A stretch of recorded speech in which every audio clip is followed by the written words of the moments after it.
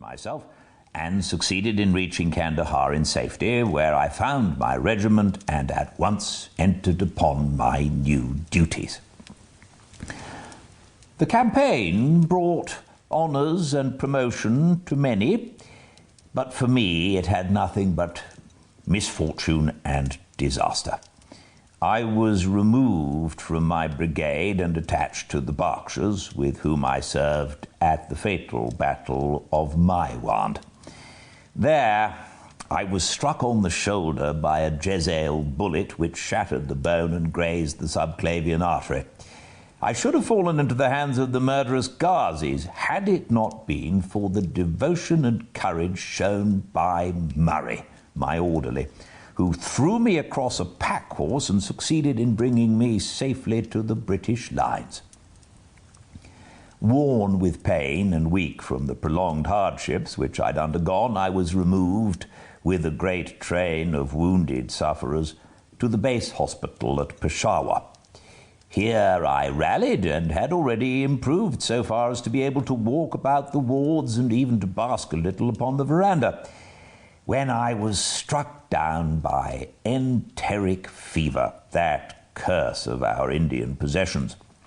For months my life was despaired of, and when at last I came to myself and became convalescent, I was so weak and emaciated that a medical board determined that not a day should be lost in sending me back to England. I was dispatched accordingly in the troopship Orontes and landed a month later on Portsmouth jetty with my health irretrievably ruined, but with permission from a paternal government to spend the next 9 months in attempting to improve it. I had neither kith nor kin in England, and was therefore as free as air, or as free as an income of 11 shillings and sixpence a day will permit a man to be. Under such circumstances, I naturally gravitated to London, that great cesspool into which all the loungers and idlers of the empire are irresistibly drained.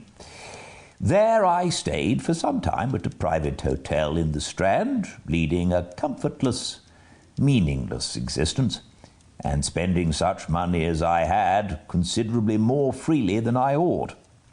So alarming did the state of my finances become that I soon realized that I must either leave the metropolis and rusticate somewhere in the country, or that I must make a complete alteration in my style of living.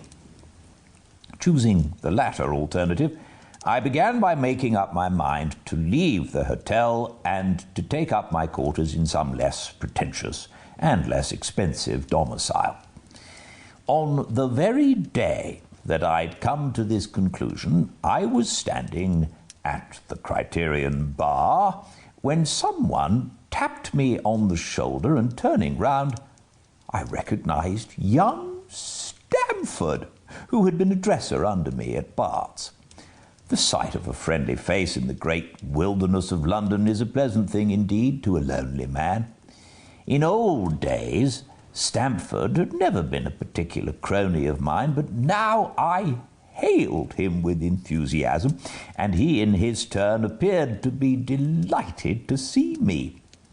In the exuberance of my joy, I asked him to lunch with me at the Holborn, and we started off together in a hansom. "Whatever have you been doing with yourself, Watson?"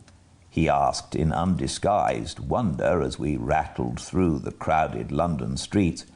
"You are as thin as a lath and as brown as a nut." I gave him a short sketch of my adventures, and had hardly concluded it by the time that we reached our destination.